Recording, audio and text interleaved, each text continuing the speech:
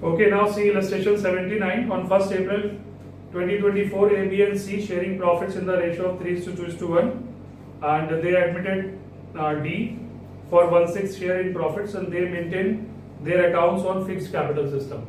तो fix capital system है तो आपको ध्यान रखना है ए बी एंड सी की जो भी एंट्री आप पास करेंगे करंट अकाउंट के थ्रू आएगी. On this date, their balance sheet discloses the following item: general reserve, profit and loss, credit balance. Profit and loss credit balance is also retained earning. This is also undistributed profit. जो debit balance होता है वो loss होता है, वो accumulated loss होता है.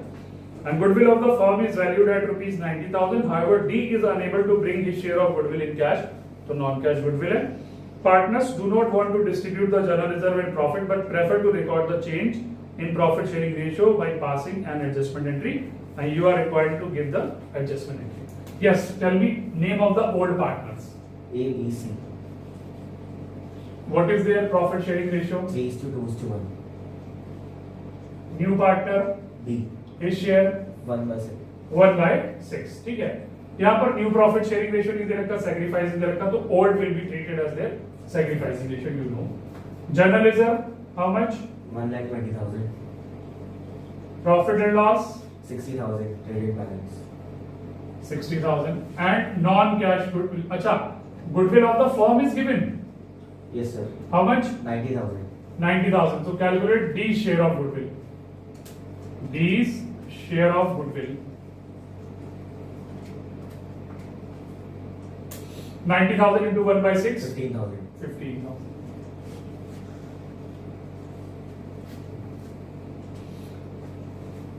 अच्छा, डी शेयर ऑफ गुडविल तो तब आएगा जब आप सेपरेट एंट्री पास करोगे. यहाँ पर आप गुडविल को पूरा 90,000 कंसीडर कर लो और वो ऑटोमेटिकली वो सबका शेयर निकल ही जाएगा. तीनों का शेयर कंबाइन निकलेगा ना, है ना भाई. 90 का भी निकल जाएगा और जनरल रिजर्व और प्रॉफिट एंड लॉस सब निकल जाएगा. तीनों का टोटल करिए 2,70,000. 2,70,000. अब आप इससे डी का शेयर निकालो, तीनों का डी का शेयर निकाल लो. 2,70,000 into 1/6 45,000.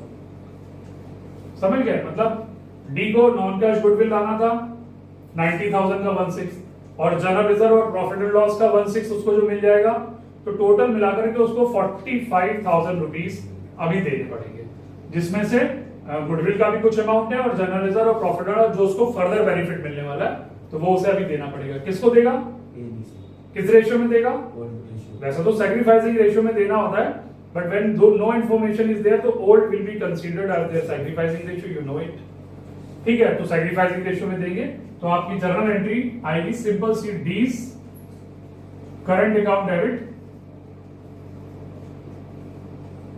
45,000 to A's current account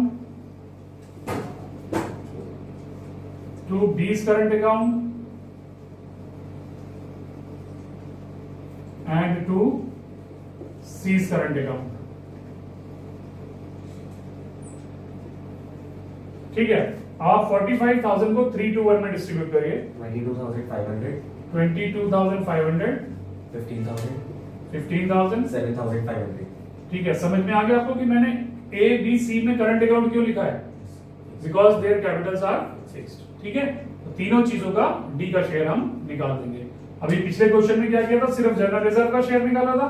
यहाँ पर जनरल रिजर्व और प्रॉफिट एंड लॉस दो प्रॉफिट्स हो गए और गुडविल भी हो गया, क्योंकि गुडविल भी तो उसे लानी है. नॉन कैश गुडविल में ऐसा करेंगे, अगर कैश गुडविल होगी तो फिर प्रीमियम वाली जो एंट्रीज आप करते हैं वो करेंगे. ठीक है, नेक्स्ट क्वेश्चन देखते हैं.